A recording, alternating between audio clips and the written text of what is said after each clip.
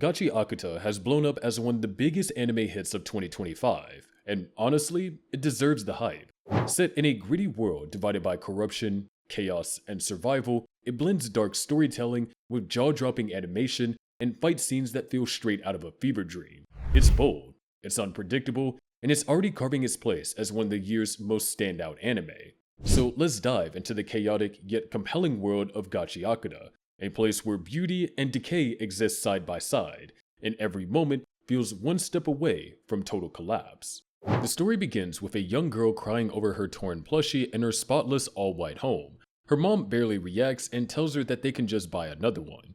That's all it takes for the girl to stop crying, toss the plushie straight into the trash, and move on like nothing happened. But that same piece of trash catches the attention of someone completely different.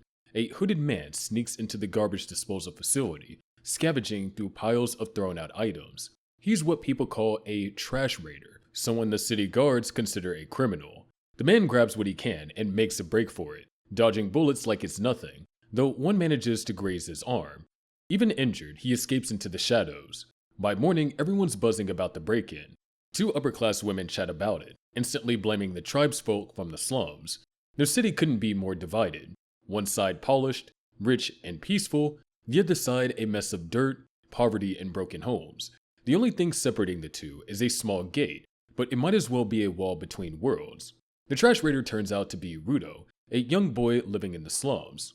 He's busy repairing the things he picked up the night before when his friend Chiwa shows up. She tells him it's too dangerous, but Rudo keeps working anyway.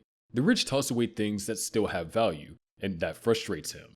He fixes and sells them to survive. Not everyone appreciates his efforts though. A group of kids show up to taunt him, reminding him that his father once went on a killing spree that ruined the reputation of their community. They call him a murder in the making, convinced that he'll end up like his dad. Chiwa steps in to defend him, saying he's nothing like that, which makes Rudo's face go red. He tries to hand her the plushie he repaired, but nerves get the best of him. Before he can do it, Chiwa's mom calls her home, leaving him awkwardly holding the gift. When Rudo gets home, his adoptive father, Regto, starts teasing him, imitating his failed attempt at giving Chiwa the plushie. Their playful mood shifts when Regto notices Rudo's wound from the raid. He scolds the boy, but helps him clean up and tends to his hands.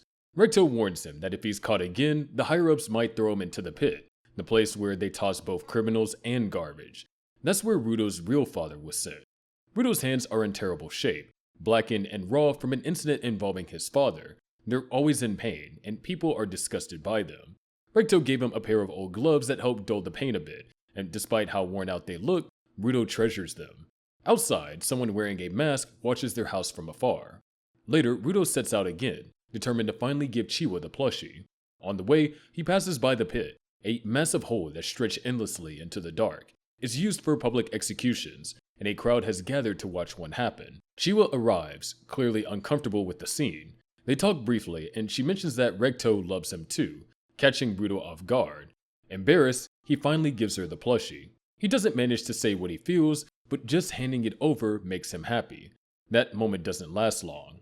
On his way home, Rudo bumps into a few guards but doesn't pay much attention to them. When he opens his front door, everything falls apart. Regto is on the floor, stabbed by the masked person from before. The killer leaves quietly, and Rudo rushes to Regto's side, trying to save him. Regto weakly tells him to run, but the guards burst in before he can. They accuse Rudo of murder and drag him away for public execution. At the pit, Rudo begs for someone to believe him, but nobody listens. Even Chiwa calls him a murderer and throws away the plushie he gave her. Then he spots the masked figure standing in the crowd, watching him. The guards toss Rudo into the pit, and before falling, he screams that everyone there is filth and vows to make them pay. Everything goes black. When he opens his eyes, he's surrounded by mountains of garbage, the city's true underside. But what really gets his attention is a massive monster made entirely of trash staring right at him. Rudo recalls seeing an execution as a kid and overhearing people talk about the impure tribesfolk. He remembers wondering why everyone cared so much about throwing others into the pit, but never thought about what would happen if they fell in themselves. Now, in the present, Rudo runs for his life as the trash beast closes in. He finds a skull buried in the ground and curses the Spherites, the people who live above, for dumping him there. The air is thick and toxic, burning his lungs. As he struggles to breathe, he starts losing strength, but the thought of Regto pushes him to fight. From afar, a mysterious man watches, curious to see what Rudo will do. Rudo swings at one of the beasts, landing a hit but running out of energy fast. Before he can get crushed, the stranger steps in and saves him, using his umbrella to make the monster explode. When Rudo wakes up, he finds himself beside the man, who hands him a mask so he can breathe. Rudo starts asking questions, but the man tells him to shut up. The back and forth continues until the man finally explains that they're not underground. The trash itself forms the floor they're standing on. The place is called the ground, and everything the sphere throws away ends up there. Their yelling attracts another trash beast, and the man jumps into action again. He calls out an attack named Unbreaker Octashredder and wipes the creature out completely. Rudo is stunned. The man takes off his mask and introduces himself as Engine, a cleaner. He grumbles about the stench, puts his mask back on, and moves on. Rudo remembers a moment from his childhood when some kids beat him up for saying objects have souls. Regto comforted him back then, telling him that if you take care of something, it'll carry a part of you inside it, even his gloves. Rudo promised to always take care of them. Back in the present, Rudo wakes up chained and being dragged somewhere by Engine. He keeps insisting that he wants to go back to the sphere, but Engine says that's impossible right now. Rudo refuses to let it go, so Engine decides to teach him what life on the ground is really like. He leaves Rudo in a dusty repair shop, where a few men take interest in him. They get excited when they realize he's from the sphere and unchain him, only to turn around and sell him out. They're human traffickers who hate spherites and plan to torture or dissect him for profit. Before they take him away, they mock him and feed him garbage. Rudo snaps, biting one of their fingers off. His anger flares, and suddenly, his gloves start glowing with strange energy. The traffickers realize he's a giver, someone who could channel life energy into objects, turning them into weapons called vital instruments. Rudo fights them off, but before he finishes the last one, Engine intervenes, telling him to stop. He reveals he only wanted to see if Rudo had the giver ability and tells him that if he wants answers about the ground and his power, he has to join the cleaners. Rudo refuses immediately. Later, Engine contacts a friend, saying he's found a promising recruit. The man on the other end is surprised. Meanwhile, Rudo's being treated by a doctor, loudly arguing that he never agreed to join anything. The doctor yells back, scolding him to show some gratitude. When Rudo calls the doctor an old man, she angrily corrects him. It's an old woman. After paying up, Rudo thanks Engine quietly. Rudo says again that he wants to return to the sphere, but Engine reminds him of how harsh life is for anyone who comes from above. They arrive at a massive domed city, the remains of what was once the thriving area on the ground. While they eat, Engine explains how things work there. Emotional energy, called anima, fills the ground, giving life to trash and creating monsters that roam it. Ordinary weapons can't harm them, but vital instruments, objects that hold anima, can. Only givers like Engine or Rudo can use them. Cleaners, Engine say, are a group of givers who hunt and destroy the trash beast. Rudo thinks about what Regto said, that objects have souls. Engine tells him the cleaner's boss might know how to reach the sphere. He leaves Rudo for a moment to find his trainer, tossing him a pouch of cash, the money he made selling Rudo's sphere clothes. Before Rudo can chase after him, a cat steals the pouch. He sprints after it, cornering it in an ally with a stick he finds on the ground. Suddenly, a man appears, furious that Rudo touched his staff. He activates it, revealing a cleaner's emblem, and introduces himself as Zanka Nijiku, the trainer Engine mentioned. Rudo apologizes, trying to de-escalate, but when he tries to smile, it looks so awkward that Zanka thinks that he's mocking him and decides to fight for real. He calls out Rudo for lacking purpose and challenges him to prove himself. Rudo grabs whatever's nearby, unknowingly picking up a plunger. When he activates his anima energy, Zanka's horrified. The boy has the rare ability to turn anything he touches into a vital instrument, and unfortunately for Zanka, that includes a disgusting, used plunger. The battle ends with Zanka covered in filth, and Rudo completely embarrassed. Engine, watching from a nearby car, can't stop laughing.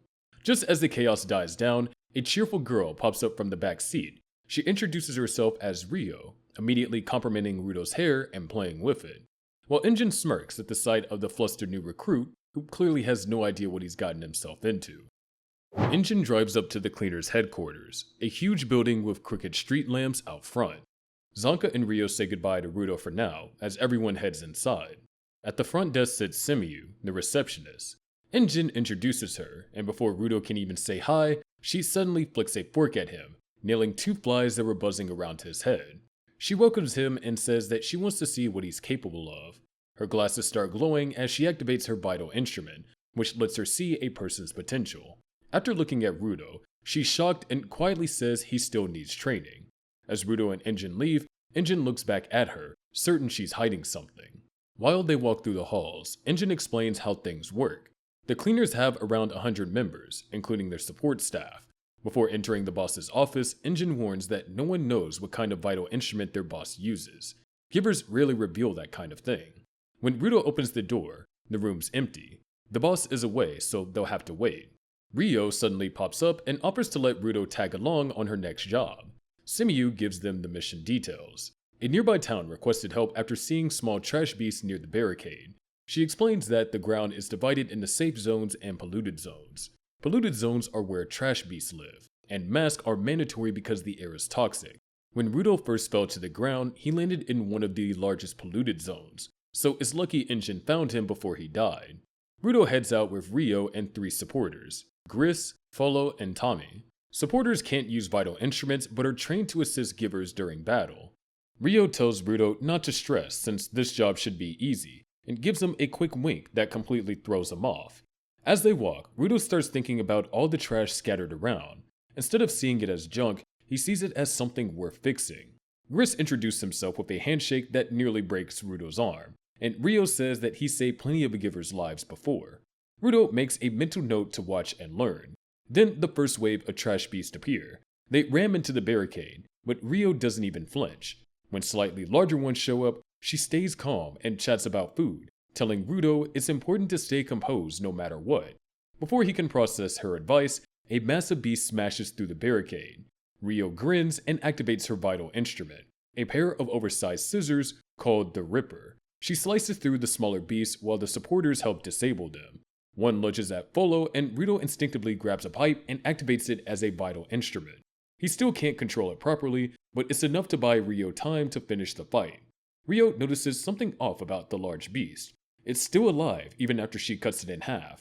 She aims for its head and spots a glowing mark. The beast suddenly goes berserk and knocks Rudo off his feet, nearly sending him into a hole. Gris grabs him before he falls. Ryo finishes the fight by driving her Ripper straight through the beast's skull. When it dies, she finds something strange inside, a vital instrument.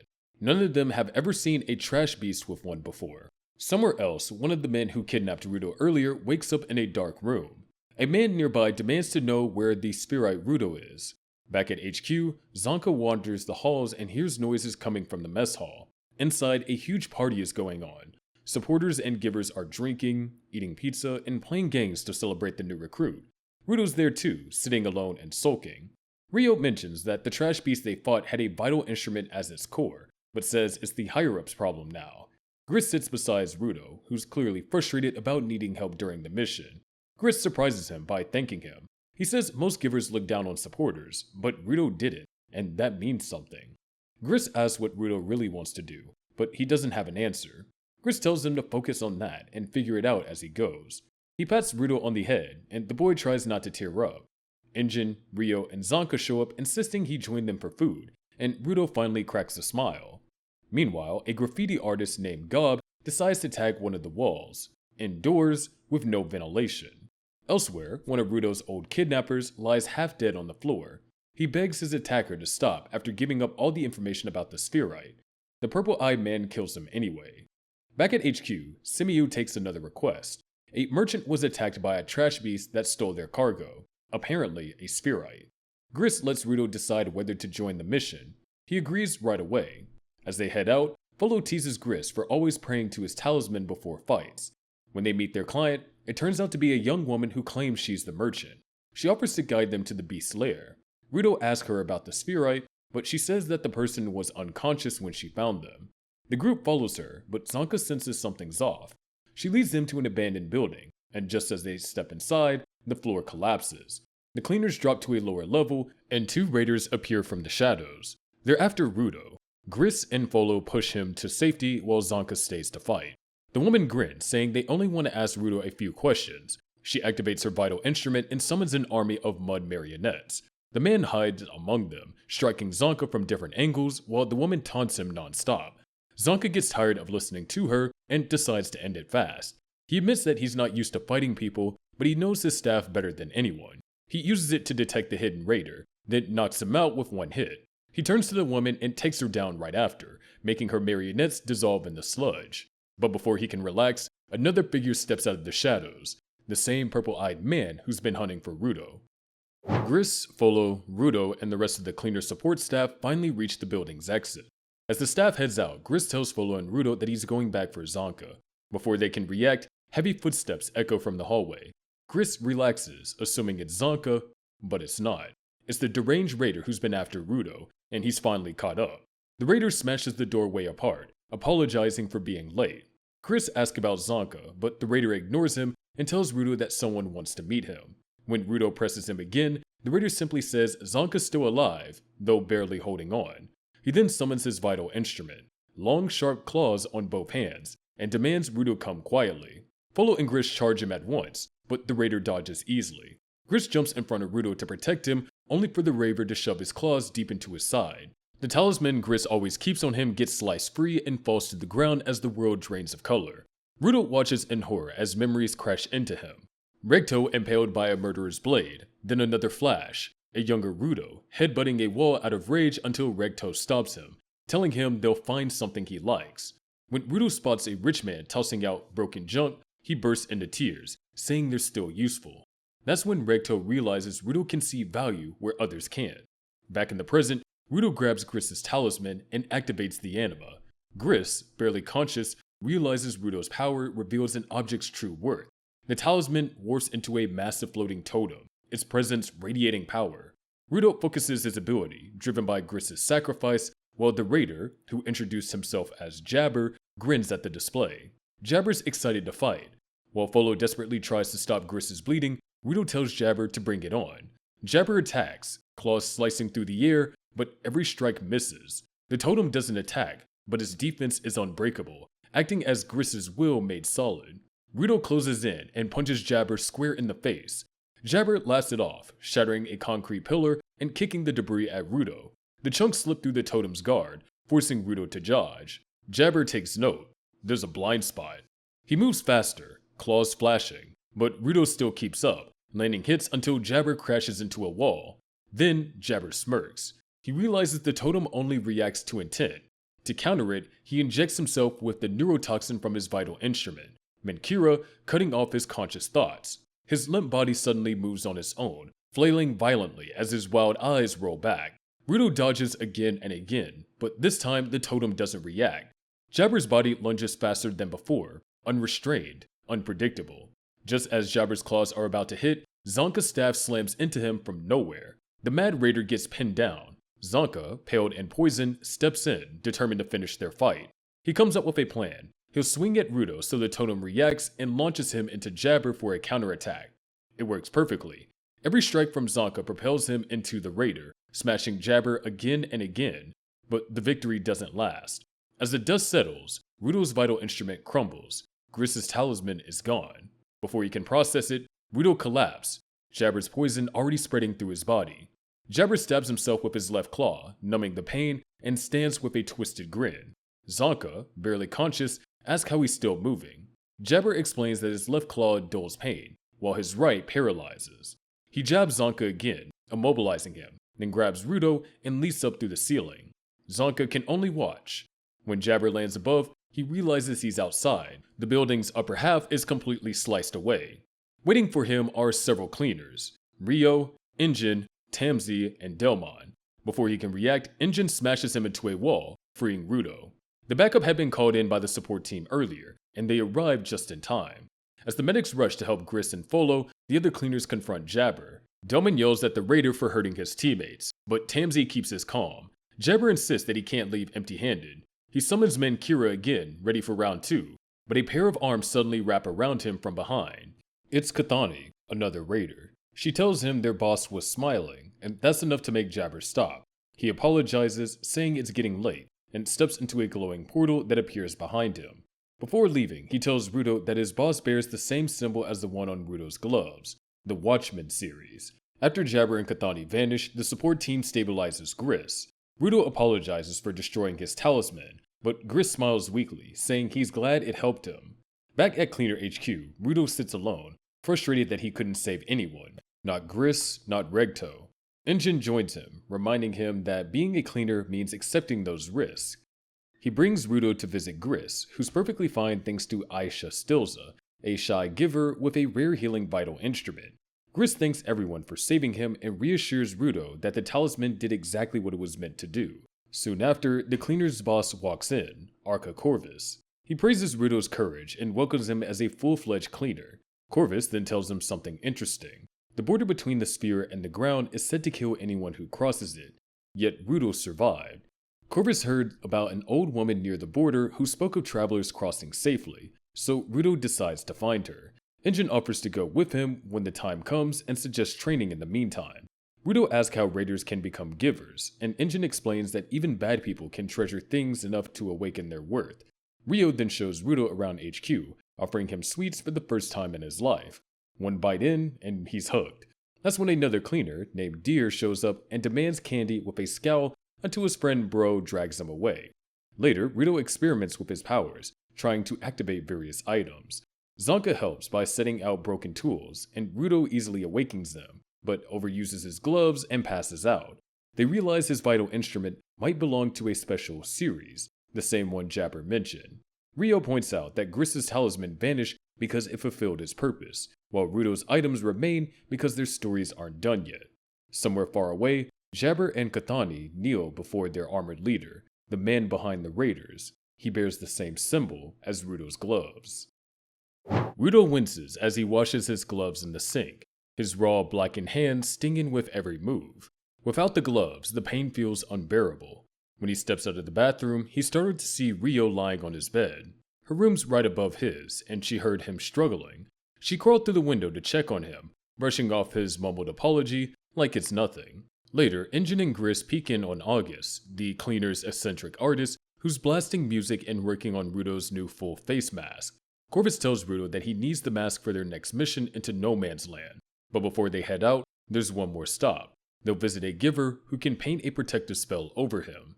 That giver lives in Canvas Town, also known as the City of Graffiti. Soon, the full squad assembles. Rio, Zonka, Delman, Tamsi, and Engine as the givers. Folo, Gris, and Tommy as supporters.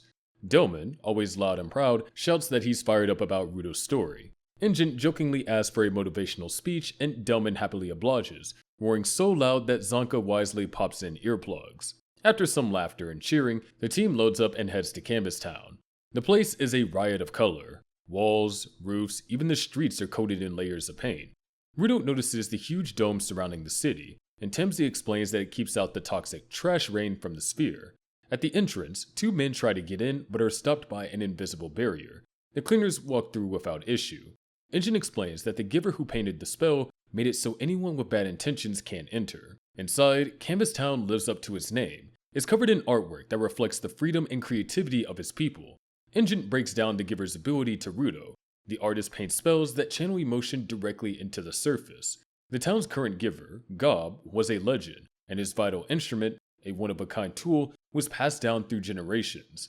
But when the cleaners meet the mayor, he gives them devastating news. Gob passed away earlier that morning. They pay their respects at his bedside. The mayor explains that Gob had a habit of painting in polluted areas without a mask, and the body pollution finally caught up to him. Before he died, Gob chose a successor, a young kid named Remlin Tysart, who now sits crying beside his mentor's body. The mayor worries that being chosen is too much pressure for a kid, breaking down as he remembers Gob's passion for his art. Engine recalls Gob's visit to Cleaner's HQ and tells Remlin that they'll come back later. But before they can leave, Remlin suddenly stands up and shouts that he's done being sad. The boy grabs the mayor's pen and dashes to the rooftop. Engine, Rudo, and the mayor chase after him, but instead of mourning, Remlin starts painting with joy. He swings the pen in wide strokes, turning cans of paint into fireworks that light up the entire sky. The townspeople cheer and begin painting alongside him, covering every inch of Canvas Town in new art. The mayor laughs through tears, telling the cleaners they might have to wait for the protective spell. But Engine says that's fine. This is worth it. When the celebration settles, Remlin, now the new giver of Canvas Town, agrees to paint the protective spell. He explains that his spell needs consent from whoever it's cast on, and that givers often hide meaning in their art through playful details. When he summons his vital instrument, it appears as a tattoo machine, surprising Engine. Instead of tattooing, Rimlin paints glowing lines across Rudo's back, giving him protection strong enough to block one fatal hit. He repeats the process for all 9 cleaners. As they prepare to leave, the mayor and Rimlin escort them to the entrance, where the same 2 shady men are still waiting. They start shouting that they deserve the giver's pen instead of the boy. The mayor shouts back until they finally back off. The cleaners say their goodbyes and drive off towards HQ. Before they arrive, Engine tells Rudo there's a surprise waiting for him. They stop by a massive pile of trashed appliances, which to Rudo looks like buried treasure. He's allowed to pick a few items to use with his vital instrument and happily digs through the pile. As he sorts through the junk, a broken TV at the top suddenly flickers on, showing a man wearing gloves identical to Rudo's. No one notices. Back at HQ, Augie shouts that Rudo's mask is finally done. He proudly says that he got the measurements by sneaking into Rudo's room while he slept, earning a horrified look from Rudo and an impressed nod from Rio. Then Aisha, the shy healer, runs in to scold August. It turns out she's his little sister. With everyone assembled, Engine gives Rudo his final gear, a black choker used for communication. Each cleaner presses a drop of their blood onto it, linking their signals. Rudo's not thrilled, but it's part of the job. Finally, the team sets off for Penta, the no man's land where the rumored woman lives, the one who's seen travelers cross between the ground and the sphere. As their truck speeds across the wasteland, the junk treasures Rudo picked up rattle in the back. The dunes of Penta aren't sand, they're dust made from eroded garbage. The cleaners barely step out before trash beasts emerge from the filth. Rudo, masked and ready, charges forward. Around him, the givers unleash their vital instruments while Tommy takes note on the scorpion-like creatures. Rudo activates the anima in an old keyboard and smashes one of them, earning a cheer from Delmon until a silhouette appears through the haze. A girl with oversized boots and no mask approaches calmly. She softly asks if they come to visit Amo. Zonka's suspicious, but Rio bluntly asks if she's seen Traveler moving between worlds. The girl nods and invites them inside, smiling faintly. Engine assures the group that he'll handle her if things go south. A glimpse into what's next shows him collapsed on the floor, foam at his mouth, while the girl watches, smiling. The story picks up with Amo leading the cleaners through the wasteland. She talks to herself as they follow her towards a massive tower that somehow survived the destruction around it. The place stretches all the way into the clouds, and Rudo can't help but wonder if it actually touches the sphere above. Once inside, Amo asks everyone to take off their masks so that they can talk properly, and leads them to her room at the top. It's filled with stuffed toys and little ghost decorations hanging from the ceiling. Kind of cute, but also a bit unsettling. Rudo steps up first and asks about people who can move between the ground and the sphere. Amo dodges the question and randomly asks what kind of girl he likes. The sudden shift throws him off, and she quickly adds that her type is someone who smells strong, like Delman. Engine cuts in, asking if this love talk is her way of charging for information, and that's when things go bad. Amo snaps. She mutters to herself, grabs at her hair, and starts accusing them of using her. Before anyone can react, her boots activate, her vital instrument, and Rudo notices the same mark on them as his gloves. Engine steps forward to handle her, but before he can strike, Delman attacks from behind. Amo grins, her voice playful again, and demands everyone shares their types. When they refuse, her mood flips once more. Delman, now clearly under her influence, threatens to attack anyone who harms her. He activates his weapon, a water hose called Ukiku Naare, and aims it at his teammates. The next thing Rudo knows, everything around him fades into darkness. Back in Amo's room, she laughs and says that she's gained another fan. Rudo's mind starts drifting through visions of the sphere, surrounded by apostles. In the illusion, Amo's voice changes. He sees her as Chiwa, the girl who betrayed him in the past. Tamsi realizes that Amo's not controlling their minds directly, but using scent to trigger emotional memories. Whoever smells it sees her as someone they love. Zonka and Tamsi quickly put their masks back on and prepare to counter. Even though Ruda knows Chiwa betrayed him, his body still moves to protect Amo. Rio, Folo, and Delman join in, all believing they're protecting someone dear to them. Tamsi and Zonka are the only ones unaffected, and Tamsi reluctantly summons his vital instrument, Tokushin, a distaff that spins ropes from thin air. He uses it to bind his teammates, wrapping them tight enough to keep them from hurting themselves. The ropes squeeze hard, but the illusion makes them fight back, desperate to reach Amo. Gris checks on Tame, who's tending to the unconscious engine. Everyone's alive, but things are messy. Finally, Temsey decides to end it. The ropes coil together and start spinning violently, smashing through the tower's floor and sending everyone crashing to the ground below. The impact is brutal. Rudo gets impaled by rebar, and Delman is buried under rubble. Amo mocks them, saying this is who they really are. Zonka looks at Tamsey in disbelief for turning his weapon on his friends. But before anyone can argue, Tamsey suddenly remembers the protective spell Rimlin painted on them earlier. The wounds begin to heal, glowing faintly with magic. Engine casually calls down from above, saying the spell saved him too. He's completely fine and even managed to steal one of Amo's boots while she was distracted. At the Cleaners HQ, Corvus checks in on Simiu, who's lost in thought while staring at Rudo's photo. She tells him there's something dark inside that boy. Meanwhile, back in the tower, Amo demands her boot back. Tommy explains to Gris that Engine was faking unconsciousness the whole time, waiting for the right moment to strike. Once Amo's vital instrument is gone, her power fades. The illusions break, and Delman and Rio realize their loved ones weren't real. The heartbreak hits them all over again. When the Cleaners finally get their masks back on, Engine hands Amo her boot. He doesn't trust her, but he doesn't see another option. As Amo complains about her wrecked room, Rudo walks up, furious, and punches her square in the face. He keeps hitting her until the others pull him away. Amo's alive, but knocked out. Gris scolds him, but Rudo says he's done letting anyone hurt the people he cares about, no matter who they are. Engine reminds him that they still need information, and Rudo freezes, realizing he completely forgot why they were there. They step outside for air. Rudo feels ashamed for losing control, saying it's just like how he used to be on the sphere before he learned patience. Inside, Tommy treats Amo's injuries and gently talks to her. She says that she likes talking about love and would be happy to listen. Amo smiles a little, saying Tommy reminds her of her mom. That mention triggers her memories. She starts recalling her past, the day her mother took her through the streets, promising she'd meet a man who would always love her. Amo remembers running to him, and her mother taking a bag of money in return. The man, whom she calls Mr., takes her to the same tower she now lives in. He tells her that no one will ever come between them again. Years pass and Amo grows up inside that tower. Mr. brings her food, books, and dresses, claiming he earns them through work. He admits the other traffickers call him creepy, crawling towards her while whispering that her room was once used for rituals. He says what they do is love, even when Amo says it hurts to breathe. One day, the door bursts open, and two masked strangers enter. Mr. fights them, but the smaller one knocks him out easily. The taller figure takes his boots and hands them to Amo, saying they'll suit her better. Before leaving through a hole in the wall, glowing wings spread from their back. To Amo, they look like an angel. When Mr. wakes up, he demands the boots back and beats her when she refuses.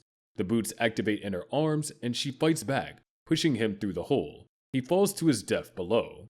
Back in the present, Rudo approaches Amo as she scratches a drawing of the angel onto the floor. Gris tells him to hear her out.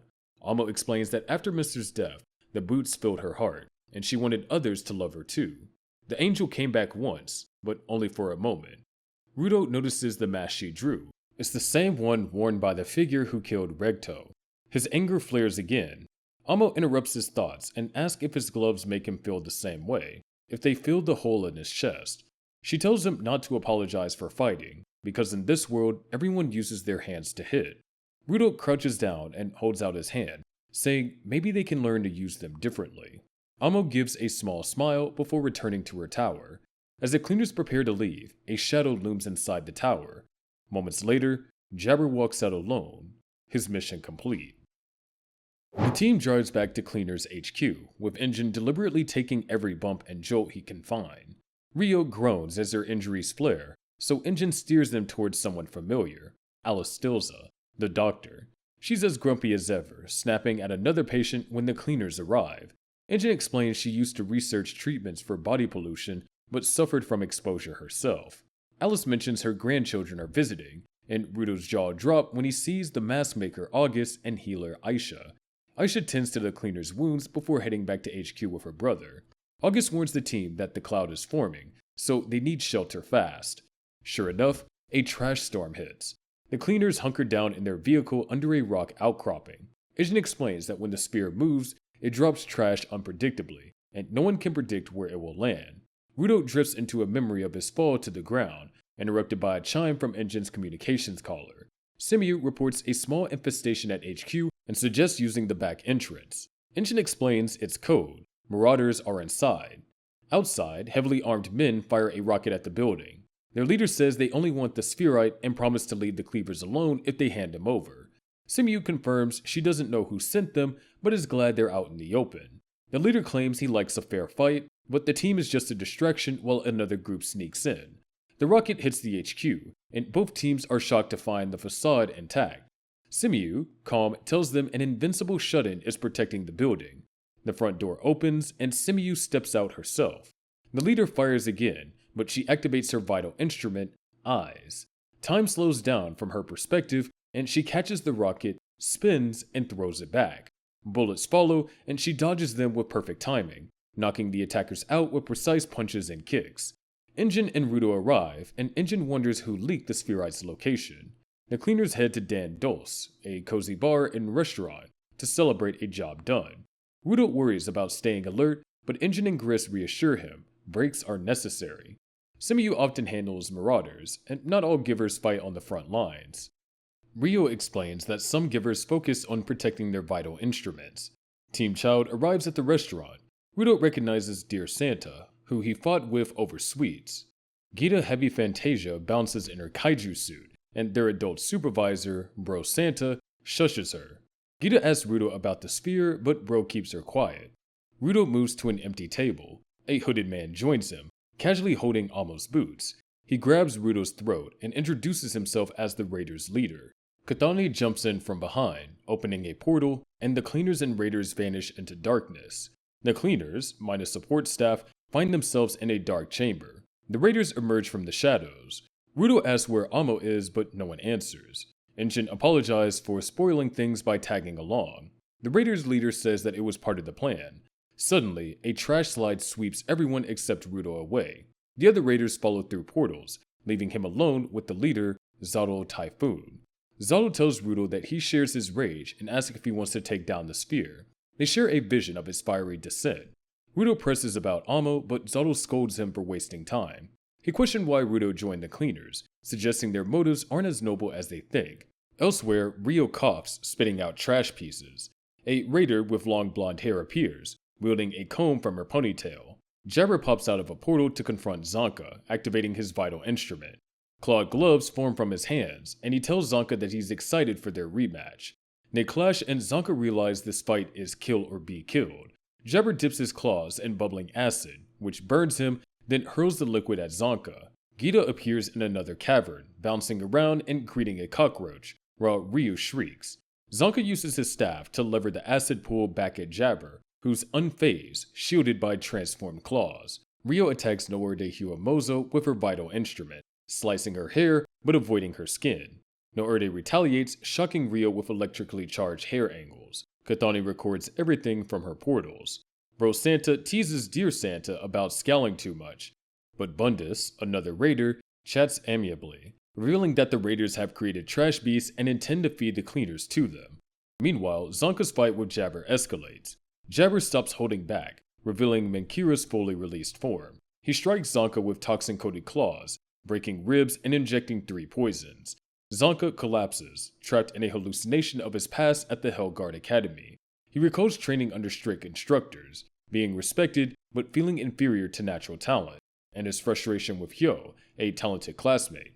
Zonka berates himself, hiding in a hole only to be reminded by Engine and Ryo that mediocrity can improve through effort. He snaps back into the present, calling his vital instrument into his hand, but Jabber's poison keeps him trapped in the illusion. Elsewhere, Gita discovers a giant glowing red mass with weapons nailed into it by severed hands. Jabber drags Zonka towards it, intending to feed him to the trash beast. Deer and Bro face Bundus. He asks mundane questions about Corvus before revealing the raiders' capability with trash beasts. Meanwhile, Ryo vs. Noerde proves intense but more favorable for the cleaners. Ryo dominates in hand-to-hand combat, eventually taking her down with a firearm she kept from her assassin days. After collecting the needed information, Ryo rescues Zonka, shooting Jabber in the leg to stop him. They regroup, exhausted and injured. Jabber, though wounded, remains dangerous, driven by his orders and the potential reward of seeing both enemies devoured by trash beasts. The underground battle becomes a chaotic maze of fights. By the end, Zanka and Rio survive the worst of their fights. Jabber is temporarily neutralized, and the cleaners collect crucial intelligence. The battle isn't over, but the team has regrouped, battered but aware of the raider threat and the stakes surrounding the sphere and the trash-covered world around them. The cleaners arrive at the headquarters to visit Zanka, who got badly injured by Jabber's poison. Engine explains that Aisha couldn't extract the poison with her powers since they don't even know what Jabber used. The injury isn't life-threatening, but Zanka took the worst beating on the team. They find him meditating calmly in his room. Engine believes that Zanka will push through this and get even stronger. Semiyu contacts them about a guest from Canvas Town wanting to apologize to Zanka. Rimlin arrives with the mayor to explain something about the spell he cast. Before the cleaners left for Penta, everyone asked for a spell to reduce damage from big hits. Rimlin drew that spell on everyone, but when he worked on Zanka's back, he thought he looked too serious. He figured it would be funny to give him a weird spell instead. When Zanka demonstrates the spell, his left arm grows larger and something bizarre comes out of it. Rimlin apologizes awkwardly, but Zanka suddenly bursts into laughter. He says nobody ever attempted something like this on him before, genuinely amused by it. He explains that spells are just insurance and that he wouldn't rely on that safety net anyway. He simply wasn't good enough, nothing more to it. The enemies toyed with him completely, so getting stronger becomes the only solution. Nobody else deserves blame. The mayor offers to help cover Zanka's recovery, but Zanka refuses. He doesn't need money because he can grow stronger without it. Everyone leaves except Rudo. Zanka asks if Rudo came out of pity, threatening to throw him out even if his stitches burst. Rudo realizes all of his pity disappeared. He suddenly wears a crazy smile that surprises Zanka. Rudo tries explaining that he misjudged Zanka, but Zanka calls him a condescending snot whose brain's still stuck in the sphere. Rudo angrily takes back the flowers he brought. Later, Engine mentions Rudo wants everyone alive and having fun while achieving his revenge. Zanka wonders if Rudo really wants to mix revenge and fun under the same roof, calling him too greedy. Engine explains the raiders' main focus remains taking down the sphere, so they'll likely fight again. Zanka says his plans won't change. He'll just get stronger while Rudo figures out what he's forgetting. Rudo spots Rimlin sitting outside looking depressed. He debates whether to comfort him, but he feels unqualified. Zanka appears and reminds Rudo about Amo. Back in the desert, Rudo went ballistic trying to find out if she's okay. Zanka points to Rimlin and tells Rudo to learn. Stop moping and just help him if he wants to. Zanka mentions that he'll help search for Amo, but Rudo should talk to Rimlin first. Rudo approaches Rimlin carrying pen and paper, shouting he's never drawn a real picture in his life. He wants tip on drawing portraits without embarrassing himself, and hopes to see his artwork in Canvas Town. Rimlin bursts into laughter. Corvus then assigns a field mission to Canvas Town for Rudo, Kita, Deer, and Rimlin. The group travel to Canvas Town, where Rimlin will add his drawing to the Spellcaster's Heritage mural. Engine and Bro secretly follow to watch over them. At Whole Town, they stop for supplies, and Rudo gets obsessed with sweets after trying ice cream. His companions barely restrain him from buying more candy. A kidnapper approaches, claiming that he has lots of candy, but Rudo uses his sharp sense of smell and realizes the man is lying. He delivers a brutal kick to the guy's groin. Fu, a former raider, follows them secretly. He's been abandoned by his group and desperately wants to become Engin's minion. When Fu reveals himself, Engine questions how he entered the town. Rimlin explains that anyone with ill will can enter thanks to the first spellcaster's art. Fu repeatedly begs to become Engin's minion. He mentions that Jabber took the Watchman's series shoes and that the chokers might have been made by a giver with a piece of the Watchman series. Engine realizes that Fu's either stupid or lying for revealing information so quickly. Meanwhile, the Hell Guard confronts Corvus at headquarters. Captain Kyoko Nijiku reveals that she came for the spherite. They want to extract information about the sphere, from its history to DNA, by arresting and interrogating Rudo. Corvus refuses, explaining that Rudo's now part of the cleaners and hasn't committed any crime on the ground. Kyoko admits that she acted hastily and only wants to understand the connection between the sphere and the ground. She asks for Rudo's name before leaving, and Corvus tells her it's Rudo. In Canvas Town, Rimlin works on his mural painting while Rudo helps by holding the ladder. Engine and Rudo notice the painting of Makaka Aikol, the first spellcaster. They spot 4 symbols at its base, and the rightmost one looks familiar. Rudo realizes it's the Watchman series logo, the same mark on his gloves. Rimlin explains the symbol represents Makaka's idol's best friend, including the Undertaker, Canis Sherbreck. Rudo's eyes widen in disbelief. He revealed his full name is Rudo Sherbreck. Everyone gets shocked. Engine realizes somewhere in Rudo's family tree, someone could move between the sphere and the ground. Rudo remembers Zato saying each Watchman series piece was worn by a single person. If his ancestor was Canis, then collecting the entire series might let him cross the border and reach the sphere without dying. Engine mentions Amo as the only one who made contact with someone knowing how to cross the border. Rudo says he doesn't want Amo thinking they only care about her for information. Engine suggests visiting the information broker for answers, asking if Rudo's prepared to pay whatever price necessary. Elsewhere, Amo sits imprisoned and shackled, begging to be let out. She realizes she's like a captured princess in her picture books, waiting for someone to rescue her. She cries, thinking of Rudo. Rimlin completes his mural, and the entire town celebrates. Rudo tells Engine he wants to find Amo and ask for help. Engine remembers how desperate Rudo was when they first met. He says if this request comes from the new Rudo, he'll gladly help. Meanwhile, the Hell Guard captures former raider Kanza in a swamp marsh. Kyoka shoots him and orders her guards to make him talk about the raider leader. She states this is why she warned Zanka not to become a giver, because that's the fate awaiting them. A flashback to when Aishia patches up Zanka's wounds. Corvus walks in, asking how he's holding up. Aishia explains that Jabber's poisons included a neurotoxin from a mud cobra, a hallucinogen from a god drip mushroom, and another toxin that she's never seen before, possibly some mix of digestive fluid from a trash beast. Zanka shrugs it off, saying that he can heal from all of them, but Corvus finds it gross. Aishia apologizes for not healing him faster, but Zanka reminds her she closed a hole in his stomach in a week, nothing to be sorry about. Corvus tells her that if she had even a bit of her brother Augustus' confidence, she'd be unstoppable. Corvus then mentions that Zanka's sister, Kyoka, stopped by. Zanka grumbles about her, saying she'd go ballistic if she found out how badly he got hurt. Corvus teases that Kyoka would probably take her anger out on Engine instead. The conversation shifts when Zanka brings up Rudo's obsession with finding the sphere and Amo. He says it would take too long if they searched alone, so they should contact the information broker. Corvus admits the broker, named Kuro, is tough to deal with. His information costs more than money. It depends on what he asked for, and the price can be deadly. Rudo insists that he only needs to ask one thing: where to find the person who made the chokers, hoping it'll lead him to Amo. Corvus agrees to arrange contact with Kuro, but warns Rudo to keep his question limited. Meanwhile, a raider named Momoa is seen sitting on a pipe, talking to a stranger about her dream of becoming a star. When he leaves, Jabber shows up with Zato and Kathani, telling her it's time to move. They need a vehicle, and Momoa spots one nearby, belonging to the same man who bothered her earlier. Back at the headquarters, Tamsi wakes up, turns on some music, and dances around before stepping out of his room. He meets Rudo and Engine, who are heading out to see the broker. Engine tells him to hold the fort, even though it's Tamsi's day off. Before they leave, Tamsi wishes Rudo luck in finding Amo. Later, Tamsi skates into town using roller skates, having fun on his trip. He buys supplies and gets distracted by a cake shop, deciding it's a great idea. He eventually ends up in an underground area that looks like a dungeon.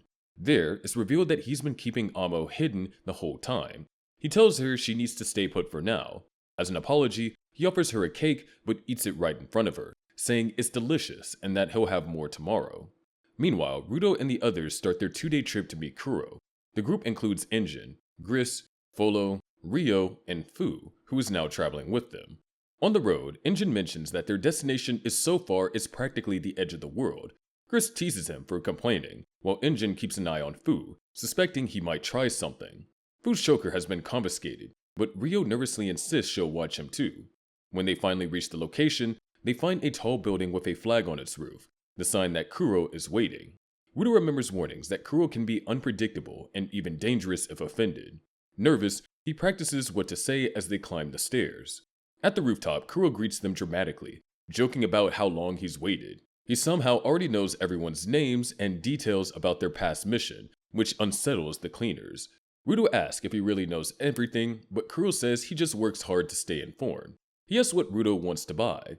Rudo finally asks about the chokers, but Kuro interrupts, saying he'll only answer if Rudo can catch him. He jumps off the building and lands safely on a chariot pulled by mutated ground horses. He tells them to chase him before something else catches up. Engine groans, saying this is Kuro's usual game, a literal race. The cleaners rush to their car and speed after him. The chase leads into a polluted zone crawling with cheetah-like trash beasts.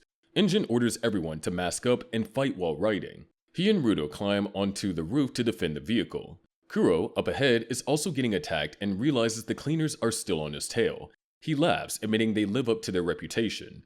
Engine wipes out a wave of beasts with a single swing of his weapon, while Ryo slices through more with fluid dance-like moves. Ruto decides to end the chase and pulls out an old brush pen from Renlin. Channeling his power through it, he creates a trail of ink that transforms into spikes, impaling the beast chasing them. Everyone is shocked at the move, and Engine notes that Ruto's creativity has evolved since Canvas Town. Ryo cheerfully says they'll catch Kuro soon, but Engine yells at her not to jinx it. Then another car appears beside them. It's the Raiders, led by Zato, Jabber, Momoa, and Kathani. Jabber greets them like it's a fun reunion, and taunts Fu for switching sides. Fu panics while the others realize Kuro must have known they were coming. The Raiders try to ram the cleaners off the road. Jabber jumps onto their roof, fighting Ryo in a high-speed duel. The two clash violently, and Jabber enjoys every hit she lands on him. Inside the car, Gris gives Fu a mask and asks if the Raiders want the Choker's creator. Fu confirms it and warns that if the Raiders get that info, they could create another massive trash beast. But Fu says stopping them won't be easy. Momoa's power lets her read memories through touch. The scene cuts to Kuro's carriage, where Momoa tries to grab him. Kuro stops her with ease, calling her out by full name and mocking her lack of fighting skill. He says only Ruto has the right to catch him. Zato joins in, accusing Kuro of luring everyone towards no man's land. Kuro just laughs, refusing to explain. Meanwhile, the cleaner's car barrels through the highway, as Ryo and Jabber continue fighting on the roof. Engine deals with more trash beasts, irritated that everything keeps escalating. Then, amid the chaos, Ruto falls off the vehicle and disappears under the herd of beasts. Inside, Gris spots a tunnel ahead and says that if they can reach it, they'll lose the creatures chasing them. But they're surrounded. Gris turns to Fu, admitting he doesn't like asking a raider for help, but he needs him to fight. Fu finally snaps out of his panic. He punches a hole through the car roof, declares it's his turn, and transformed as his cursed doll's personality takes over. He launches himself out of the vehicle and attacks Jabber head-on, breaking his arm in one hit and slamming him into the tunnel floor with terrifying force. Jabber, twisted as ever, praises Fu's strength even as he lies broken. Kathani then uses her power, warping through manholes to summon an army of trash beasts into the tunnel. Everyone races for another wave. Engine blocks the front line and Fu stands ready to fight again. Kathani targets Fu specifically, calling him a traitor. Before she can finish her move, Ruto suddenly bursts out of a manhole, riding on top of a trash beast. Everyone freezes at the sight. He explains that he got trampled earlier, but used one of Kathani's portals to get back. Furious, Kathani prepares to destroy the entire tunnel, but Ruto stays calm and uses Remlin's brush again. He focuses on creating something fast that won't kill anyone. The brush glows as he imagines Remlin's work, channeling every bit of focus into it. A massive drawing bursts from the ground, an enormous Remlin-like figure that smashes through the tunnel and flings everyone into the air. The explosions send the cleaners flying over the bridge and into open ground. Follow shouts in disbelief at what just happened, and Ruto admits that he messed up the design a bit. Gris studies the area's plants and finds it strange how life thrives in such a polluted wasteland. The group moves on quietly until Engine signals them to stop. Peeking through the bushes, Ruto spots Kuro sitting calmly beside a stone pillar marked with strange carvings. The man they've been chasing for answers is right in front of them. Ruto tries to approach, but Engine stops him, warning that Zato and the Raiders are nowhere to be seen. It could be a trap. Up in a tree, Zato flicks a stone that hits the pillar behind Kuro.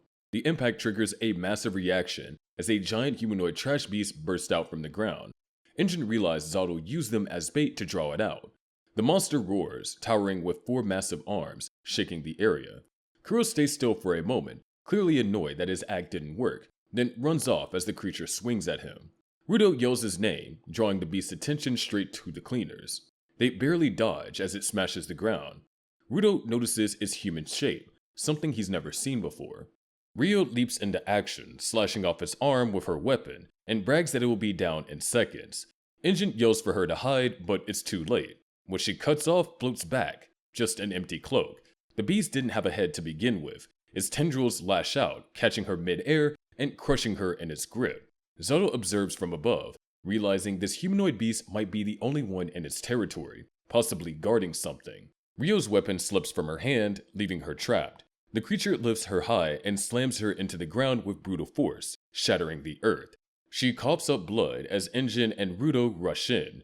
Injin holds the beast back while Rudo carries Rio away, retrieving her weapon along the way. Her mask is shattered and she's bleeding heavily. Outside the zone, Grizz helps lay her down. Her spine and ribs are broken with internal damage. They agree to rush her to Aisha for treatment. Despite her pain, Rio admits she underestimated the danger of no man's land. Rudo feels responsible and asks Grizz to take her back. She tells him it's not his fault, but he insists otherwise. Furious, Rudo decides he's done letting Kuro use them as pawns. He says he's going after the broker himself, and Folo, inspired by his determination, joins him. Injin keeps the beast busy as Rudo and Folo return to confront Kuro, who sneaks through the pond behind the monster. Kuro finds a treasure chest lodged in the beast's body, muttering that the cleaners need to keep playing along. When he turns, Rudo and Folo are waiting. Kuro tries to charge Folo but gets punched so hard he crashes into the ground. Rudo reveals that they switch clothes to trick him, finally catching the broker. Meanwhile, Grizz carries Rio out of danger and contacts the cleaner's South Branch for backup. Back with Rudo, Kuro admits defeat and confirms he'll give Rudo the information once they're out of the area. Rudo, hands shaking, demands Kuro apologizes to Rio, but Kuro notices Rudo's missing gloves. Folo is wearing them. The Watchman's Siri items react violently, overwhelming Folo's mind until Rudo tears them off just in time. Kuro is impressed that Rudo could lend them out at all, given how unstable they are. The moment is cut short when a trash beast's arm snatches Folo away. Injin appears and explains that the creature's body is just a shell. The real core must be inside the pond. He says they'll need something stronger than his weapon to drag it out. Rudo's bag of scrap materials is gone, leaving him with no tools. Then Kuro tosses him the same treasure chest, saying it's what he risked everything to find. The box won't open, and Kuro challenges Rudo to figure out how. Rudo uses his power to repair it, unleashing a massive energy surge. The box bursts open, releasing a glowing creature that devours the trash beast, pulling out its true form and erasing it completely. When the light fades, Kuro stands speechless. He finds a letter inside the box, a will from Rudo's ancestor, Canis Sherbrick, the Undertaker. It talks about humanity's sins and his wish for his descendants to live freely. Kuro reveals the box bears the Watchman mark, confirming its connection to Rudo's lineage. Before they can discuss further, Momoa appears and grabs Kuro, reading his memories using her instrument. The overload knocks her unconscious. Zato arrives and transforms his coat, Misra, into massive wings, declaring himself unstoppable. Injin attacks while Rudo rides the box creature into battle, but Zato easily overpowers them. He grabs Momoa and flies off, warning Rudo that they'll meet again. Kuro assures the cleaners that Zato only took Momoa for insurance. With the fight over, he resumes business, promising to keep his word. Rudo thanks his summoned creature for its help before returning home.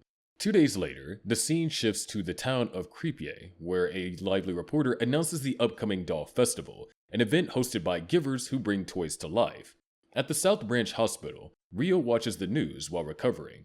2 supporters, Mildreda and Marege, watch over her. Mildreda scolds her for getting dragged into no man's land without notifying them, while Marege tells her to rest easy.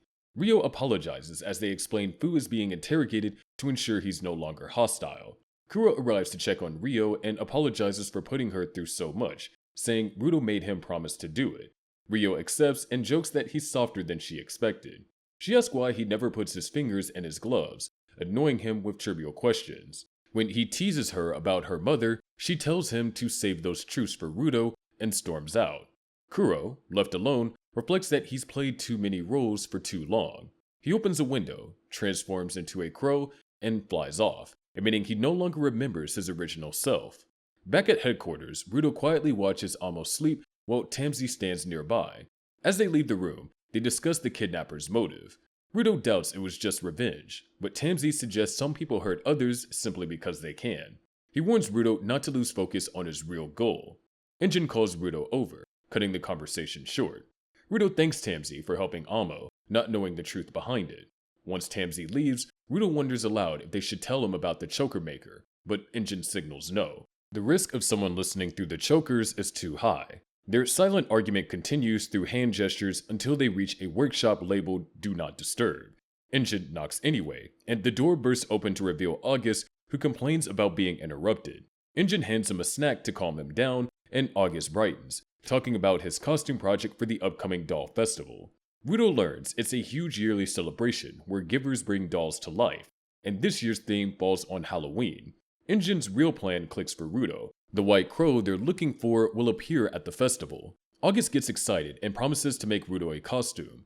Injin adds that the South Branch twins will be there too, so they'll have backup if things go wrong. They agree to attend undercover. The next day, Corvus finally emerges from isolation and immediately notices someone took Amo's watchman shoes from his vault. Tamsi says Simu approved it for Amo's recovery, which Corvus accepts but requests to speak with her soon. Later, Corvus meets Rudo privately. Over coffee, he asks what Rudo learned on the mission. Rudo hesitates, unsure how much to reveal, but Corvus encourages him to speak freely. Rudo admits that he feels guilty that his choices hurt others, but he's glad he saved Amo. He says that he wants to understand what his father and ancestors knew about the Watchmen series, and promises to find whoever killed his father. Corvus kneels beside him and tells him that the people who fight for truth can't be ignored, not even by the world itself. He removes his choker, revealing the cleaners were founded to uncover the world's mysteries, not just to hunt beasts.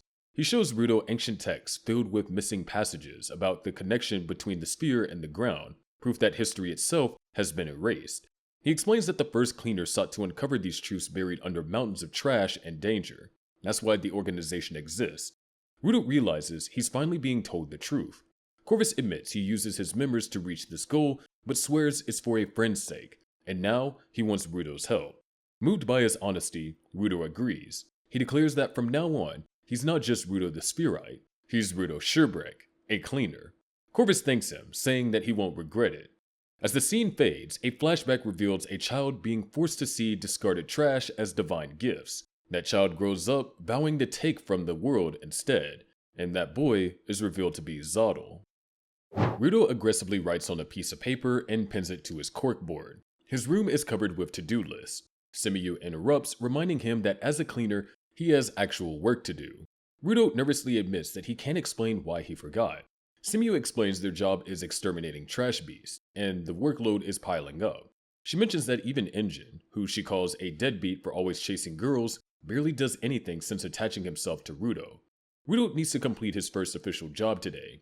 Folo overhears this conversation and walks away, looking visibly down after hearing that Zanka has recovered and will return to work. Meanwhile, Madretta reveals to Rio that she is a Saleya warrior from Senozama, which was destroyed by a trash storm 6 years ago. Rio mentions her encounter with Noerde, who was also a member of the Saleya warrior tribe, sparking Madretta's curiosity. At Cleaner's headquarters, Folo hands Rudo a new uniform, claiming August redesigned them. Rudo declines since his old uniform still works fine. Folo feels rejected and walks away. The truth is August never redesigned anything. Folo just wanted to give Rudo the spare uniform but felt looked down upon as a supporter. Flashbacks reveal someone calling supporters expendables and lackeys. Folo remembers his mother saying givers are babies who can't let go but think they're superior. His friend wanted to become a giver but failed, and that hammer Folo now carries belongs to him. Rio returns to headquarters with Fu, Aishia, Gris, and Modretta. Simiyu is overwhelmed with simultaneous trash beast outbreaks. She assigns Gris a task immediately after he offers to help. Modretta plans to take the twins and leave the next day, having only brought them to watch Fu. Simiyu tells Fu that the boss wants to see him and she'll look after him. Rio searches for Rudo throughout the headquarters and finds him in the infirmary talking with Amo, who happily admires a tulip he gave her. Rio watches silently, her smile fading as she listens to their conversation. She knocks and tells Rudo that Simiyu needs him for work. Folo discovers Rudo's room filled with organized trash and a corkboard covered with goals like finding the killer, returning to the sphere, growing stronger, never letting friends get hurt, never forgetting his rage, and thanking the cleaners. Gris calls him for an emergency job and they head out immediately. 10 days remain before the Doll Festival. At Kremos Village in Guinea East Ward, Rudo meets their client. Gris scolds Rudo for calling the man an old fart and explains they need more details about the situation. The man describes black balls that floated into people's mouths, forcing them to evacuate. Tamsi mentions this is Rudo's first official job, his time to shine. In a flashback, Simiyu explained that this job would show what Rudo is truly capable of. That's why Injin wasn't sent. Tamsi agreed to accompany Rudo as backup. Simiyu reminded Rudo that strength alone isn't enough. He must consider the victims, not just the trash beast. Back at the village, Rudo yells at the old man demanding information, terrifying him. Folo steps in and gently questions the client about the black ball trash beast. The man confirms they're still in the village, bursting from a certain house in swarms. No one was hurt or missing. Folo thanks him and reassures the villagers that the cleaners will handle everything. Gris praises Folo's client relations, but Folo dismisses it, saying that kind of work fits supporters like him since he can't defeat Trash Beast. The cleaners enter the deserted village. Trash Beast emerge and Rudo pulls out a catching net, explaining they need to capture the entire surface to catch small Trash Beasts. He copied Tamsy's style. Countless Trash Beasts suddenly appear before them. Folo strikes with his hammer, but the Trash Beast explodes into dust and reforms. Gris explains that their attacks only temporarily turn the beasts into dust. The supporters back away while Rudo and Tansy prepare their vital instruments. Rudo captures the Trash Beast with his enhanced net, while Tansy provides support. According to Folo's narration, Rudo initiates the attack and carves a path while Tansy handles the stragglers. Despite being more efficient for Tansy to attack first, Rudo charges ahead without anxiety, and Tansy understands the supporting role perfectly. Folo realizes there's a huge gap between himself and the two givers. The defeated Trash Beasts revert back to black ball form and retreat into an abandoned house. A pig humanoid emerges holding a pitchfork. Rudo pulls out a hairdryer and weaponizes it, blowing the pig away. They tag team to finish it off. Folo questions if that was really the main body when rustling comes from the roof. Tansy warns Rudo to not turn off his powers yet. Once he deactivates them, the objects disintegrate. Rudo only has one usable object left. Tansy explains that vital instruments don't come with manuals, so owners must write their own. Rudo realizes that he's been charging into battle without thinking. He survived this long because of other cleaners pulled him out of danger. He wasn't just lucky. While they talk, Folo stares at Rudo, thinking about what Rudo has that he doesn't. He recalls Rudo's battle movements and clenches his hammer in frustration. He decides if he doesn't have it, he'll take it himself. He calls out to Rudo, asking about the secret to being a giver. A larger pig Trash Beast emerges from the house holding a serrated cleaver saw. It moves fast, appearing behind Rudo and cutting his hairdryer. The beast dodges their attack and jumps onto rooftops. Folo realizes the beasts are controlled like pawns, and that something inside that house is the key. He runs towards it and enters, finding a chaotic space. The wooden floor breaks apart, forming a large mouth ready to eat him. Folo forces himself out, bleeding, and informs them the main body is the house itself. Tansy thanks him and invites him to join the job. Folo grips his hammer, but Rudo tells him to stand back. Something snaps inside Folo. He demands to know what that means, accusing Rudo of not understanding what it feels like to be part of the faceless mob. Rudo snaps back that it's not the time to discuss this. They argue and Folo punches Rudo in the face, his mask flying off. Gris restrains Folo while the aberrant beasts finish transforming. Folo screams about his miserable life, asking why Rudo doesn't just use his powers to leave. A huge piece of wood shatters Rudo's hairdryer. The Trash Beast now looks like a giant house. Rudo charges at the monster, which launches furniture from its mouth. Tansy saves Rudo with his net. Gris throws wood to draw attention, and the beast focuses on him. Folo realizes that this is Rudo's first job, but everyone is off their groove because of him. He throws his hat at the beast, and wholeheartedly apologizes to Rudo. The Trash Beast charges, and Folo swings his hammer, but the attack isn't enough. The monster plows through him and a pillar, sending him into a ditch. The broken pillar lands on the beast, smashing it into the ground. Rudo sees Folo bloodied and seemingly lifeless, but still gripping his hammer. Folo grabs, noticing blood gushing from his hand. A flashback shows his childhood with two friends. One friend brought a hammer from the polluted zone and described how cleaners with special powers, called givers, rescued him. The friend declared that he would become a giver and join the cleaners. Folo wondered what he could do to become that awesome. Years pass. Folo meets his female friend, who asks if he's seen their male friend lately. An emergency alert announces a Trash Beast near the main entrance. Folo runs back after hearing someone is fighting it. He arrives to find Zonka, not his friend, battling the Trash Beast. Zonka defeats it using his love staff. Engine praises him, and the civilians offer rewards. Folo realizes it wasn't his friend and wonders what he's doing now. He visits his friend's house and finds him curled up on his bed in a messy room.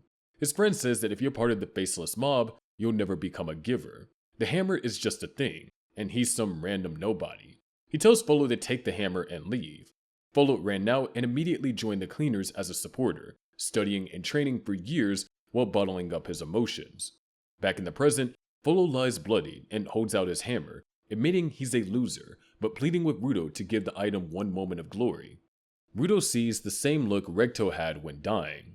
Meanwhile, Tamsi uses Jinki on Gris, saying Rudo is the only one who can help Folo now. Tamsi thinks Folo's death, combined with Recto's fate, will soak Rudo's soul in darkness. Suddenly, a massive explosion sends the trash beast flying. When the smoke clears, Folo stands bloodied but with a completely changed aura. In a flashback, Rudo grabs Folo's shirt and tells him to stop pretending he's given up. He asks what Folo's heart truly wants. Folo confesses he was jealous of Rudo and wants to prove that he can contribute more than just being faceless. He wants to be one of the cool guys. Rudo orders him to stand up, saying it's not over yet. Folo awakens and returns to the top, clutching his hammer, which is transformed. Tamsi can't believe it. The vital instrument is now registered to Folo. He's become a giver. Folo thanks Rudo for comforting him and helping trigger his awakening. Rudo says he did nothing. It was Folo's own passion. Folo apologizes, and Rudo tells him that they'll talk after kicking the trash beast. Tamsi wonders how Folo can still fight with such serious injuries. Is this the power of friendship? Not the outcome he wanted. The trash beast launches a blast at Folo, who slams his hammer into the ground. The hammer absorbs and blocks the attack, serving as a shield. Folo realizes a vital instrument's power stems from personal experience. His hammer has seen both his and his friend's weaknesses. He'll hold in the stress and release it into something incredible. Rudo kicks the trash beast, while Folo unleashes his hammer's full potential. He calls out to his friend Alan, saying he'll go ahead. Folo swings mightily, shattering the trash beast's core. The creature crumbles completely. Folo collapses from blood loss. Gris performs first aid while Rudo approaches. Folo admits that he caused trouble and isn't sure if he can feel happy. Rudo tells him he tried pulling the fight away from the villagers despite being exhausted and newly awakened. He paid attention to everyone's safety. Rudo tells Folo that he's awesome and admits that he's not great at noticing things or understanding feelings. He hopes that Folo will speak up before exploding. They share a fist bump. Tamsi asks why Rudo didn't use his power again. Rudo admits that he tried, but it didn't work. His nose bled like when he used the ability a fourth time. Everyone worries Rudo used his third transformation on Folo. Back at the headquarters, Simu examines Folo and confirms Rudo didn't weaponize him. However, she sees traces of Rudo's amina at the source of Folo's flow. Rudo now has only one last transformation left. Rudo acted as a catalyst, lighting a lighter to ignite Folo's power. Folo had the foundation to become a giver. Rudo simply triggered it. Corvus appears and asks if Folo used his power while wearing gloves, then leaves saying good work. Aisha heals Folo, who asks to keep the scars as reminders of his failure and happiness. He thanks Rudo and swears to help him whenever needed. He asks if they could become friends. Rudo agrees. Engine enters, thrilled about the successful mission. Tamsi thinks letting Rudo live as a human longer would make his eventual fall more painful. Tommy watches Tamsi closely, feeling uneasy about his intentions. Engine calls Rudo and Folo babies for fighting in front of the trash beast. They admit they didn't like each other's attitudes. Folo explains misunderstanding about Rudo telling him to stay back and rejecting the uniform. Rudo explains that he only meant for Folo to rest and didn't want to trouble him. Engine calls it classic miscommunication. Engine asks Folo to join Team Akuta, but Folo wants to remain a supporter to prove people wrong. August appears with a uniform designed specifically for Folo. Gris reminds Folo to be true to himself. As one of the few givers with supporter experience, he can cover all bases. Moved to tears, Folo accepts. They prepare for a commemorative photo. Amo appears, revealing she's joining the cleaners to make amends. She's now part of Team Front, along with Simu. Her power can heal people, and she wants to grow stronger through experience. Simu assures everyone she's detected no hostility in Amo. Keeping the Watchmen series pieces close is safer. Amo approaches Rudo, saying that she wants to be helpful. Rio volunteers to train her. Rudo reflects that Folo fulfilled his wish and Amo joined the cleaners. Now it's his turn. He'll go to the Doll Festival to find clues about the Watchmen series. He asks Amo about her kidnapper, but she explains the memory fields scribbled over, hidden by squiggles. Corvus told her staying with the cleaners might trigger that memory. Tamsi walks down a hallway, thinking he needs a catalyst to return Rudo to his original role. He meets with Corvus, knowing it's time to prepare the sacrifice. Meanwhile, in Clutes Town, Zonka defeats a massive trash beast, but thinks it's not enough. He remembers being defeated by Jabber and the Helguard new trainee, Hyo, during his training camp days. His companions suggest he attend the Doll Festival to relax, mentioning Engine will be there. Zonka reconsiders, thinking it's an opportunity to observe different vital instruments. Elsewhere, Hyo catches a flyer for the doll festival and reads it with interest. After completing his first job and follow awakening as a giver, the cleaners head to the doll festival to track down the White Crow and find the choker maker. Tamsi enters Corvus's room, letting his hair down while requesting time off for a trip. 2 days later, Simiyu meets Injin at a bar where he stares intently at his choker. She questions why he spends his night out just staring at it. They discuss Folo's condition and his newly awakened vital instrument, Alan, which produces explosions that generates greater force the more stress builds up. The instrument works as offense-defense, staying fully defensive until releasing an extreme attack. The downside is that it can't deliver multiple attacks in succession. Simiyu worries about the mental health effects. She explains that plain vital instruments like those belonging to Injin, Zonka, and Ryo allow fighting without recoil. They discuss Amo's powers and how she might be subconsciously suppressing them due to her traumatic past. Injin mentions Simiyu taking vacation time, deducing she plans to write her name into her vital instrument to look into the future. He expresses concern about the potential recoil, warning that she might never see again. Simiyu dismisses his worries, explaining that if she doesn't look too far ahead, there won't be any problems. She reveals that Corvus saw something, and before long, something will happen. August excitedly tells Ruto the Doll Fest starts tomorrow, and hands out costumes. Amo happily announces Corvus gave her permission to join. Ryo mentions Gris, Tommy, and Folo won't attend since they're helping with Folo's training. August explains Injin, Aishia, and folks from the South Branch will join later. They discover Fu is also coming, working with the cleaners on a trial basis. The Doll Festival day arrives. A mysterious showwoman-like individual steps out from a house. Maimo broadcasts to viewers, welcoming them as the MC for this year's event. Ruto's group arrives at the parking lot. August rushes ahead, explaining they'll arrive directly at the main area once they leave the parking lot. Maimo announces a special surprise awaits at the finale. Ruto is stunned by how massive everything is. August mentions that they need to climb to the summit for the real festival experience, with tons of booths and displays along the way. Ruto remembers Kuro's information about finding the White Crow, but feels lost about where to start. August and Aishia head to the official merch. Injin recalls Simiyu's words about going to the festival for Ruto and her question about why he cares about some random stranger. Ruto calls out to Zonka and Ryo, silently, asking if he told them why they came. Zonka confirms they're looking for the choker maker to gather clues about ascending towards the sphere. Ryo mentions those involved are part of the Watchmen series. Injin tells them to investigate the crowd and locate the White Crow without disrupting the festival. Amo asks Fu why he's only on a trial basis. Fu explains that when talking with Corvus, he responded with a spirited yes sir about wanting to be bossed around and somehow ended up on trial. Amo mentions that she asked to join to make up for what she did and to help Ruto. The group wanders around, and Ryo spots ridiculous mask. Zonka scolds her for being easily distracted. Injin teases him and buys a mask.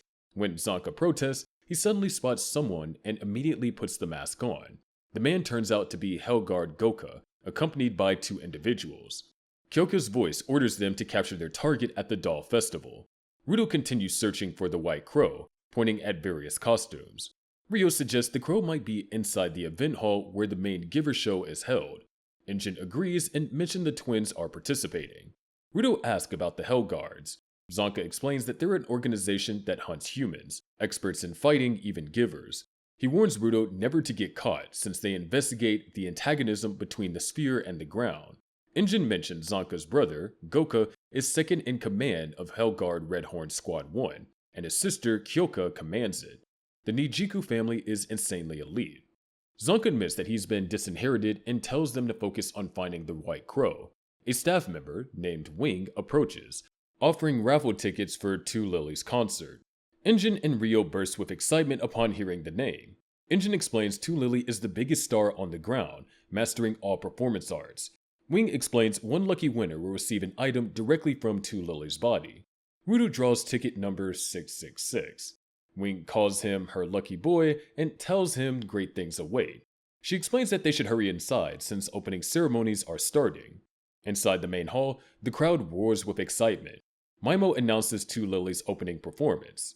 While sparkling crows fly towards the center stage, gathering into a cocoon, 2 Lily emerges in her extravagant costume, dazzling the crowd. Rudo immediately tries telling Engine he saw the White Crow, but Engine is too excited to notice. Rudo realizes Tu Lily must be who Kuro mentioned, the person who knows where to find the choker maker. He feels annoyed that Kuro didn't just tell him her name from the start. Tu Lily unleashes an electrifying performance, striking poses while aggressive sounds shake the audience. She taps her staff, releasing smoke that envelops her. When it clears, she wears a completely different outfit, featuring a pointed military hat, pentagram emblems, spiked shoulder pads, and high boots. Rio explains Tu Lily can do this because of her vital instrument, Lunavis, and can also use magic. Tu Lily leaps into the air as ghost and clown backdrops come to life. She shouts for everyone to raise their hands, and the crowd vibes to her song. After changing outfits again, Tu Lily thanks everyone and offers respect to the White Crow who once saved her life. She wishes blessings and smiles for all watching. Maimo thanks Tu Lily for the awesome opening act. Zonka brings the group back to reality, asking how they'll approach and question her. Engine doubts that they can talk to her. Zonka suggests their raffle tickets might be their only hope. If one wins, they can get on stage. Rio points out that their odds are 4 in a gazillion. Engine considers that since the twins are part of the show, maybe they can reach Tu Lily through them. Amo mentions that the raffle is already starting. Maimo announces that it's time to draw the winning ticket. Tu Lily opens the raffle box, but all 4 sides pop open to reveal it's empty. Suddenly, Rudo's car begins glowing brightly. Tu Lily points at him, saying the winner will announce the number. The crowd erupts in excitement. Tu Lily asks the lucky winner to join her on stage. She snaps her fingers and Rudo vanishes, teleporting directly onto the stage. Zonka can't believe Tu Lily can use teleportation magic. Engine, despite his jealousy, feels glad this saved them from problems. Rudo stands dazed on stage. Tu Lily conjures a bunker of thorns for privacy to hand over her item. Inside the barrier, Tu Lily asks if he's the son of Alto Schurbreck. Rudo remembers people calling him the son of a murderer and recalls pestering Recto until he revealed his father's name was Alto Schurbreck. With a dark tone, Rudo demands to know what she knows and if his father is alive on the ground. His powers begin activating from agitation. Tu Lily remains unfazed, explaining she's just a clown with a dream to bring smiles. She'd never met his father. She adds that he shouldn't ask others if his father is alive. Parents are happiest when children speak to them directly. Tu Lily explains the White Crow was someone special who saved her from no man's land as a girl. The crow danced funny to make her smile. From that moment, the White Crow became her soul's theme. She wanted to bring smiles like the White Crow did for her. She mentions a friend asked her to contact Alto Schurbreck's son. She went to the information broker who told her Rudo would be invited to the doll festival. Rudo realizes the entire setup was orchestrated. Tu Lily cheerfully reports that she's completely broke now. Rudo shouts that Kuro drained her dry. Tu Lily explains the raffle was suggested by staff and pulls out a choker from her cleavage. She explains the choker is specifically made and he must wear it after stepping off stage. She casts a spell to make it appear different to everyone else. She claims she doesn't know anything except that the person on the other end really wanted to talk to him. Tu Lily makes a grand reappearance, announcing the winner received his prize. Maimo thanks her for the exciting opening act. When Maimo looks at what Rudo received, everyone is shocked to see a G-cup bra. They assume it belonged to Tu Lily. Rudo immediately jumps off stage. He remembers Tu Lily's instructions and puts the choker on, prompting extreme reactions from his companions. Zonka cringes, yelling, "It's too weird." Rio bursts out laughing. Engine praises him despite jealousy. Amo clutches her chest, apologizing for not being gifted. Rudo discovers they see him wearing a bra. The choker begins buzzing. Rudo runs away to hear it better. A voice declares he's the choker's maker. He knows Rudo's wish and has information about his father and a piece of the Watchmen series. The ultimatum comes. If Rudo wants those things, he must destroy the doll festival. Meanwhile, Madretta and Merege wait in the parking lot. Hell guards suddenly surround them, demanding to know what they're doing there. Inside the main hall, a girl performs with her cat-like doll vital instrument. Rudo continues speaking with the choker master. The price for information is destroying the doll festival. Rudo needs time to think. The choker maker firmly says there's no time for confusion. He commands Rudo to act immediately and wipe everyone out. Rudo watches the performer explain that her grandmother created the doll so she'll never feel alone. Rudo seriously tells the choker maker he won't play his stupid game. He refuses to hurt people just because someone offers candy. The choker maker apologizes, explaining he instructed Lily not to say more than necessary. He reveals the truth. Rudo needs to save them, not destroy them. Someone is trying to use the chokers for malicious purposes. That person has been planning for a long time and finally found a way to rule the world. The choker maker explains the person is using the doll festival as his grand unveiling to demonstrate the power to rule. Rudo wonders how a choker can rule anything. The choker maker explains chokers are the most convenient communication device on the ground. Everyone has one and became dependent on them. To that person, every living human is merely a doll he can control. Suddenly, someone speaks through the microphone, instructing everyone to be silent. Engine and companions widen their eyes as audience member pupils change and they all go silent. Goka just missed catching the person in the announcer room. The choker maker says it's too late. He asks Rudo to save the people from that rotten piece of human filth. Maimo jumps onto the stage, praising everyone for obeying his command to fall silent. He orders them to clap, jump, and turn right. They follow every command. Maimo contacts his subordinate, Felix, asking about the range of his rule. Felix explains Maimo rules over everything within his microphone's sound range, meaning the entire festival venue. Maimo asks his photographer about photos and Gil about Hellguards. Gil explains Hellguards aren't wearing chokers and are tracking him. Maimo points out Hellguards will avoid hurting innocent civilians. Zonka asks what he's seeing. Rio wonders if this is part of the festival. Engine walks towards Rudo. The choker maker explains this is Maimo's rule, his power. If they'd been wearing chokers today, they'd be like those people. Rudo explains Engine told them to leave the chokers behind since they didn't match his designs. The choker maker is surprised, wondering how much the information broker really knows. Engine places a hand on Rudo's shoulder, remarking the prize is who they were searching for. He demands the choker maker tell them everything. Maimo declares there's a spherite among them and orders Rudo to the stage. Goka wonders what Rudo is doing here. Rudo descends the staircase as Maimo comments on his surprise at seeing Rudo at the festival. Engine appears near the stage, striking Maimo solidly in the face with his umbrella. Rudo lands, smashing part of the stage, his face serious and seething. He calls Maimo a pathetic loser and questions his desire to be ruler. Maimo notes that despite wearing a choker, Rudo isn't following commands. He realizes the prize from Tu Lily is responsible. Maimo casually claims he killed Rudo's parent, triggering intense rage. Engine arrogantly replies he can't get angry for strangers. He confiscates Maimo's vital instrument and declares the doll festival officially closed. A projectile fires at him from above. He dodges, but it rebounds and hits the microphone, sending it flying towards Maimo. Maimo criticizes how people judge others' efforts. What matters isn't how smart a dream is, but how it's realized. The choker maker explains how he creates chokers, coating a cord with his blood, granting it power, with mass production possible due to a Watchmen series piece. Maimo uses his power to control anyone whose blood mingles with chokers, forcing the maker to create more. Engine realizes Maimo likely drank everyone's blood. The choker maker explains the choker Rudo received is one of a kind, doesn't require user blood, and allows communication only between them. He pleads for them to stop this before the ground world turns into a giant doll festival. Rio and Zonka charge at Maimo, landing tremendous attacks. Rudo emphasizes he'll destroy Maimo on behalf of the choker maker.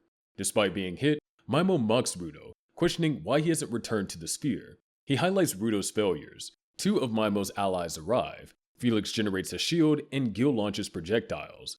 Maimo asks about their dreams and mocks Rudo's group. He digs into Rudo's core, asserting he can't avenge his father or return to the sphere. Rudo tries punching their barrier but can't break through. Maimo's mic transforms into his vital instrument, Ellenhaus. He uses it to unite the audience, and a massive wave of people charge at them. Goka recalls Rudo saying removing the chokers might be too much work, but taking the microphone or beating Maimo down would end the chaos. Goka's subordinates ask permission to assault. He explains Kyoka ordered them to apprehend Maimo. However, after observing, Goka refuses. Confronting Maimo now would force them to fight his dolls, innocent humans under control. If cleaners launch a frontal attack, they'll be hit from behind. Shot covers the faces of Zonka, Rio, Engine, and Rudo as the wave of human dolls falls upon them.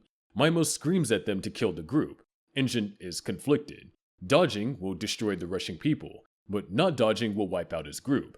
Suddenly, a massive swarm of hands intercept Maimo's attack. Another wave of human dolls stop the assault. Amo used her scent ability on the humans, carried on Fu's shoulders. She shouts it's not nice to control people. Maimo recognizes her and realizes she's using her powers to make audience members smell something, triggering their urge to help. He acknowledges this quality is high enough to override his rule power. Injin shouts in admiration, but Amo angrily screams at him to not talk like they're friends. She points out that if Injin had told them sooner, she could have helped immediately. Fu comments that he didn't know anything either. Amo shouts at him to bring her closer to Rudo. Fu happily obeys, feeling bliss when Amo gives orders. Rudo charges and tries hitting Maimo with a flying kick, but can't break Felix's barrier. Gil positions above, ready to swing her bat. She strikes a baseball hard towards Rudo. He dodges, but the ball makes a U-turn and hits his right arm, seemingly breaking it. Intense pain fills his eyes. Maimo comments Rudo needs his arm to use powers. Rudo ominously asks what's wrong with his hand, saying it's just a fracture. He's used to feeling arm pain. He figures out Maimo has no close-range fighter. That's his weakness. Gil thinks they don't need one since Felix's shield is invincible. She gets ready to launch another fastball, but Injin jumps up and attacks her. He tries striking her with a downward thrust, destroying part of the stage backdrop. Gil dodges and lands on the stage rails. She digs into her headgear inventory and pulls out 4 baseballs. After tossing them in the air, she hits all 4 with a single swing. However, Zanka notices and strikes them all back. The balls fly around Gil from every angle. Zanka points out his genius sister put him through the ringer, forcing him to dodge live gunfire. He hopes all that bullet dodging finally pays off. Rio moves in quickly, remarking she'll handle the barrier. She reaches Felix's side, noting he's making the barrier with paper and scissors might cut through it. Injin says that he'll back up Amo since she hates being left out. Amo shouts back, asking how dare he give her that attitude. Felix can't believe what's wrong with people they're facing. One friend's arm is literally broken, yet none seem bothered by Rudo's injury. He stares in growing concern at the utterly unnerving nature of the cleaners, silently commenting that Maimo might have chosen the wrong bear to poke. Rio pokes Felix's barrier, amazed he still isn't fighting back. She remarks this must be his only power. She readies her ripper and asks how many times she needs to cut through before breaking past. Maimo explains that Felix's vital instrument, Karta, is the embodiment of thoughts and is ironclad. If the letter comes from a loved one, thoughts become unshakable. Maimo grins maliciously, asking if that's alright with Rudo. Rudo ominously tells Rio to cut that defender guy to pieces, but leave Maimo to him. He declares seriously he wants to deal with Maimo himself. Maimo shouts he's heartless, while sending waves of mindless people. Gil climbs stairs to distance herself from Zanka, who tries striking her with his lovely assist staff, destroying part of the staircase. She dodges and comments that it feels like tag. As she runs, Gil notices Zanka wants to get close since she's a ranged fighter. Teasingly, she says she's too fast to. Zanka prepares and hurls his vital instrument forcefully at her. She deflects it with her bat.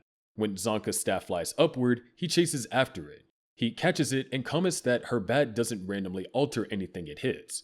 She confirms her vital instrument, Gilmero, can only turn spherical objects into breaking balls. Amo cheers on people she's controlled with her scent, acting like a cheerleader. Injin asks what's going on. Amo explains love is magical and gives people power. Maimo suddenly asks Amo if she felt love from Rudo when he rained fist on her. He points out that she once attacked cleaners and took a punch from Rudo. Now she wants to help him. He asks if it's because she likes Rudo or if he's merely a replacement for her mister. He tries twisting her thinking, painting cleaners as villains. To Maimo's surprise, Amo responds she doesn't mind since she and Rudo made up. She explains both did wrong and apologized. In the past, all she knew were cold hands. Rudo was the first to touch her with warm hands. She declares Rudo's hands made her world bigger. Rudo looks at her with admiration. Maimo says that he'll teach her how their world devours ignorant beings. He reopens his microphone. Backstage shows the twins and other givers now under Maimo's control. A flashback shows Corvus talking to Amo. He understands she wants him to reform and make amends. He gives her a job. Amo says that she doesn't want to fight.